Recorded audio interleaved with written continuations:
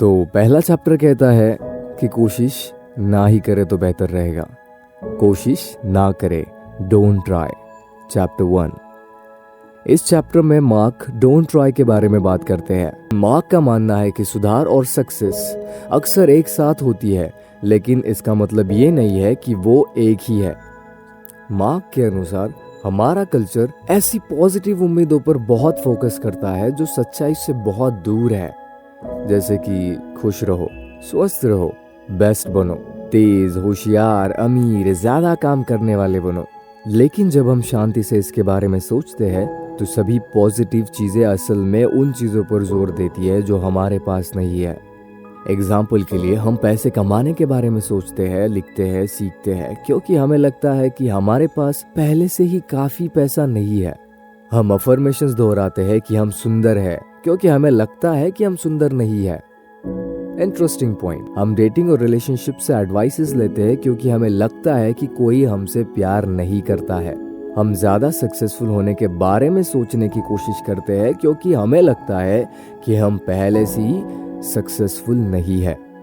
हम ज्यादा सक्सेसफुल होने के बारे में सोचने की कोशिश करते हैं क्योंकि हमें लगता है कि हम पहले से ही सक्सेसफुल नहीं है।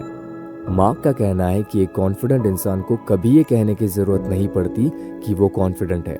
एक अमीर इंसान को किसी को भी ये समझाने की जरूरत नहीं है कि वो अमीर है। एक अमीर इंसान को किसी को ये समझाने की जरूरत नहीं पड़ती कि वो अमीर है। या तो आप होते हैं या तो आप नहीं होते हैं। लेकिन अगर हम हर समय किसी चीज का सपना देख रहे हैं तो हम एक और सच्चाई के बारे में बार बार मजबूर कर रहे हैं कि वो चीज हमारे पास नहीं है। तो हम एक और सच्चाई को बार बार मजबूर कर रहे हैं कि वो चीज हमारे पास नहीं है। बहुत ज्यादा चीजों के लिए परेशान रहना या सब चीजों से फर्क पड़ना हमारी मानसिक स्वास्थ्य के लिए खतरनाक है। एक अच्छी जिंदगी ज्यादा चीजों पर परेशान रहना नहीं है, बल्कि कम चीजों के लिए परेशान होना है। सिर्फ उन चीजों के लिए फर्क पड़ना चाहिए जो सही है और हमारे लिए है। फीडबैक फ्रॉम हेल, मार्क कहते हैं कि जब हम हमेशा सही चीज करने को लेकर परेशान रहते हैं तो आखिर में इसीलिए परेशान रहने लगते हैं कि हम इतने परेशान क्यों हैं। और जब हम खुद को हर गलती के लिए दोषी मानने लगते हैं तो हम ये महसूस करने लगते हैं कि हम खुद को इतना दोषी क्यों मान रहे हैं। जब हम अकेले होते हैं और उदास होते हैं तो ये सोच सोच कर अपने आप को और भी ज्यादा उदास कर लेते हैं और नेगेटिव कर लेते हैं। मार्क ने इसी को फीडबैक लूप फ्रॉम हेल की थियरी का नाम दिया है। फीडबैक फ्रॉम लूप थियरी एक बहुत बड़ी बीमारी बन गई है जो हमें जरूरत से ज्यादा परेशान कर रही है। और वो चीज जो हमें मुश्किल में डाल रही है वो है कि हम बुरा महसूस करने के बारे में भी बुरा महसूस करते हैं। और वो चीज जो हमें मुश्किल में डाल रही है वो है कि हम बुरा महसूस करने के बारे में भी बुरा महसूस करते हैं। हम दोषी महसूस करने के लिए और ज्यादा दोषी महसूस करते हैं। यही कारण है कि किसी भी चीज से फर्क नहीं पड़ता। यही सबसे इम्पोर्टेंट है। इस चैप्टर में मार्क एलन वाट्स द्वारा बताई गई थियरी के बारे में बात करते हैं, जिसे बैकवर्ड लॉ के नाम से भी जाना जाता है। सिद्धांत का कहना है कि ज्यादा पॉजिटिव अनुभव की इच्छा अपने आप में एक नेगेटिव अनुभव है और नेगेटिव अनुभव को स्वीकार कर लेना एक सकारात्मक अनुभव है। फिर से समझते हैं। इस थियरी का कहना है कि ज्यादा पॉजिटिव एक्सपीरियंस की इच्छा रखना अपने आप में एक नेगेटिव एक्सपीरियंस है और नेगेटिव को एक्सेप्ट कर लेना ये एक पॉजिटिव एक्सपीरियंस है। जितना ज्यादा समय हम पॉजिटिव फील करने की कोशिश करेंगे उतना ही कम सेटिस्फाई होंगे, क्योंकि किसी चीज के पीछे भागना सिर्फ इस बात को बताता है कि हमारे पास वो चीज नहीं है। जितना ज्यादा हम हर समय पॉजिटिव महसूस करने की कोशिश करेंगे उतना ही कम समय सेटिस्फाई होंगे।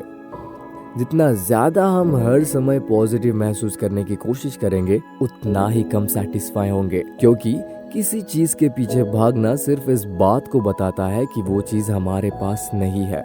हम जितना ज्यादा अमीर होना चाहते हैं उतना ही गरीब महसूस करते हैं, चाहे हम असली में कितने ही पैसे वाले क्यों ना हो। अल्बर्ट कैमस, जो एक फिलोसोफर है, कहते हैं अगर आप हमेशा ये ढूंढते रहेंगे कि खुशी किन चीजों में मिलती है तो आप कभी भी खुश नहीं रह सकते। अगर आप जीवन का मतलब ही ढूंढते रहेंगे तो जिएंगे कब? मार्क का कहना है कि ये थियरी उल्टे तरीके से काम करती है, इसीलिए इसे बैकवर्ड लॉ कहते हैं।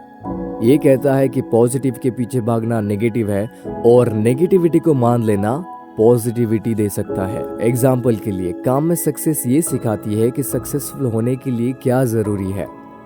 दुख से बचना अपने आप में एक दुख है, स्ट्रगल करने से भागना अपने आप में एक स्ट्रगल है और फेलियर को नहीं मानना ही एक फेलियर है। मार्क बताते हैं कि किसी भी चीज को लेकर परेशान ना होना अपने आप में एक कला है। उनका कहना है कि हम अपनी जिंदगी में अपनी सोच को प्रायोरिटी देना चाहते हैं। हमें बहुत ध्यान से उन चीजों को चुनना है जो हमारे लिए जरूरी है। दूसरा, मुसीबत में परेशान नहीं होना। जब लोगों के पास कोई मुसीबत नहीं होती है तो वो सोच सोच के कोई ना कोई नई मुसीबत पैदा कर ही लेते हैं। हमें बुरे समय में मुसीबत से ज्यादा उन चीजों के बारे में ज्यादा सोचना है जो जिंदगी में ज्यादा जरूरी है। तीसरा, हमें इस बात का एहसास हो या ना हो, लेकिन हम हर समय उन चीजों को चुन रहे हैं।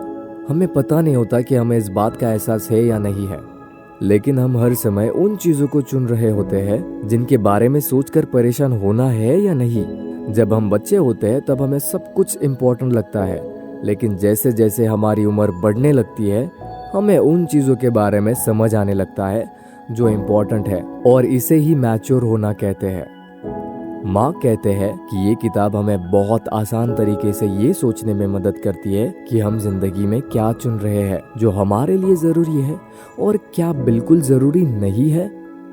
हम अगले चैप्टर में ये देखेंगे कि खुश रहना ही परेशानी है, means happiness is a biggest problem. अब ऑथर किस भाषा में हमें ये समझाते हैं, देखते हैं नेक्स्ट चैप्टर में।